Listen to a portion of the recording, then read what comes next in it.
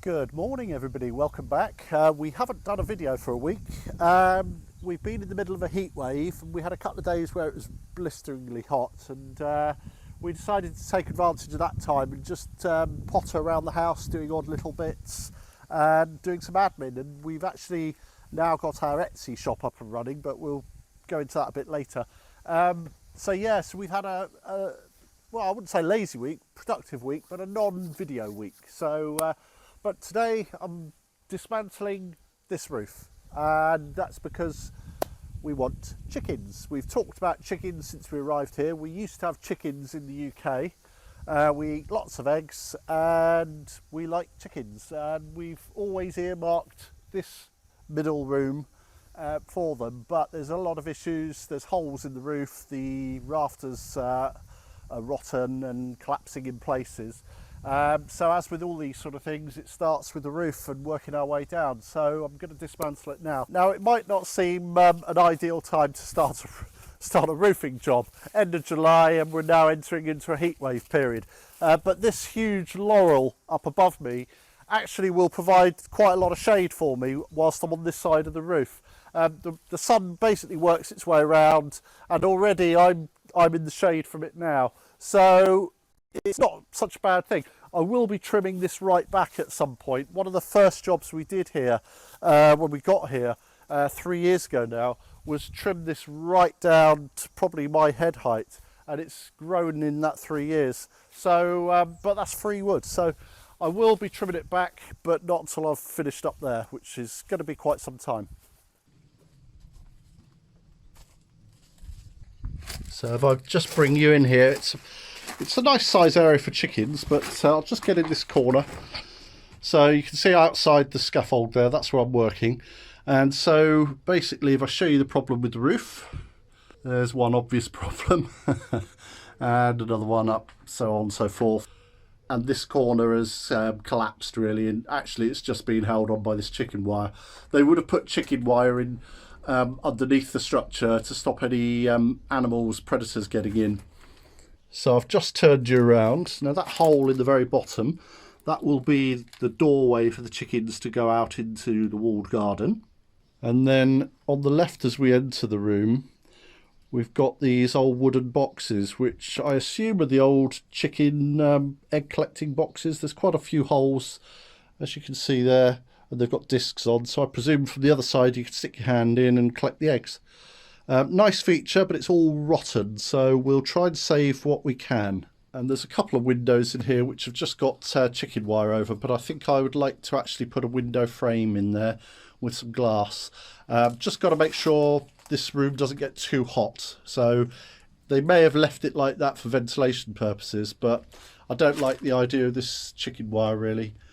I don't think it'll be secure enough. So we've been talking about chickens since we arrived here, and as I said before, we had them in the UK. We used to enjoy having chickens, so it was one of the pluses of this whole place was this ready-made chicken hut, but of course it's a lot of work to get it into a chicken hut again. So it's going to be a lengthy process like everything, but I want to get it started, and then at some point, maybe before the autumn, it'll all be done and we'll have chickens again. And I'll be doing this in conjunction with other jobs that I'm doing. But this is kind of priority now because it's good for the soul, you know. It's one of the reasons we came here, to have this simple, self-sufficient life. So chickens, yeah. And as far as the rose room is concerned, that continues. We will be continuing that. However, I need to get up in the attic and get some more wood to continue the skirting and the dado rail in there on the panelling. However, it's like a sauna up there. I went up there the other day. There's no chance. So I'm going to just wait until this heat wave's over. It's due to cool down in about 3 or 4 days' time, so it might be doable then. And then we're just going to carry on. We do have visitors. We have a couple coming to stay just on an overnight as they're travelling down to their holiday. A couple of friends of ours. So we're not going to take everything out of that room when we know we've got visitors coming. So we're going to have to work around them now for the rest of the summer. And then we have a couple of weeks before the next friends turn up. So it's it is what it is. We're going to carry on, we're going to get it done, but right now I'm stuck because I can't work up in the attic.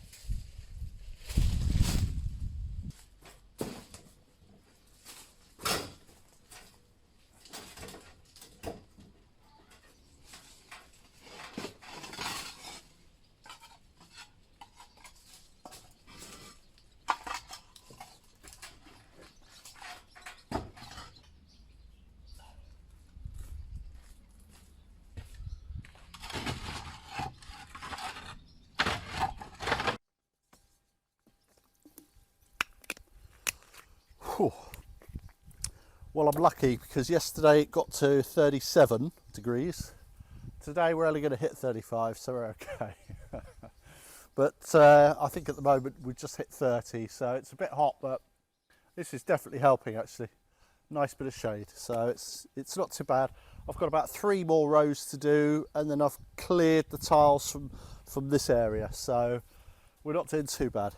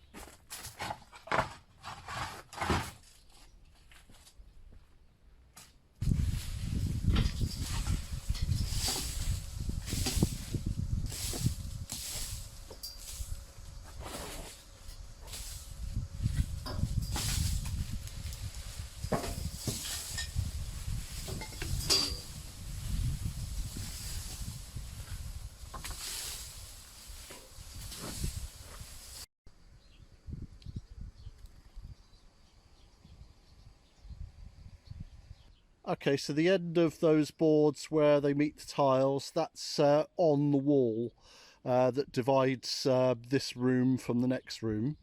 And then same here, this rafter running down that you can just see under the boards there, that represents the divide between this room and the next one. So I've taken all the tiles off from this area. So that's my first aim achieved, to get all the tiles off this side, and then I've got to do the same on the other side. Well, I'm pleased I've started on that. That's a good job. And so it's getting a bit hot now, so I think I've stopped at the right time. I don't know what the temperature is. Last time I looked it was 33, so I think it's getting hotter still, so I think it's time to call it a day. So we thought we'd show you a couple of the items we've put on Etsy. We've got about 8 items on there at the moment, with more to go on. We're going to try and get at least a couple a week, if not more. Actually, yeah. I keep finding more bits to go on. I'm sure you do. But the first thing I thought I'd show you is this coffee grinder. And it was made by Peugeot. Peugeot being the car people. Because apparently before they started making cars, Peugeot were famous for coffee grinders, which I didn't know. And so that was left here. In fact, that was left on our boiler, wasn't it? Yeah. In the boot room there. And everything's there. The enamel's coming off and whatever. It's slightly beaten up, but it's quite a nice item, actually. An old badge there. Yeah, that would have been the Peugeot badge. Yeah, you can't really read it. No, but I know it is the Peugeot one because I found another identical one online somewhere, and it was absolutely identical to that. So I know that is a Peugeot coffee grinder. But it was immaculate. Oh, that was immaculate, but this is far more characterful. Yeah, well used. Yeah. And then one of the vintage bags that we got out the attic. Yeah. So I don't know what the age is. It's got moire silk inside.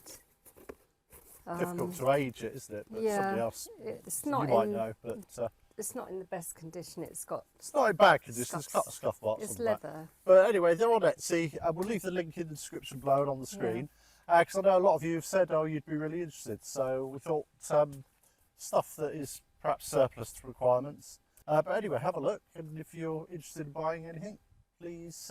But if anybody sees anything they like, they can message us for a quote on delivery. Yeah, because we don't know how much it is. Some of it's got the deliveries on, but it's difficult to price it for every country. So by all means, message us. We'd like to thank all our patrons for your support, and our subscribers, and everybody else watching. Thank you. Thank you. And if you wouldn't mind, watch the ads every now and then. Just helps us a bit. And don't forget to click the subscribe, like and subscribe. See you next time. Bye.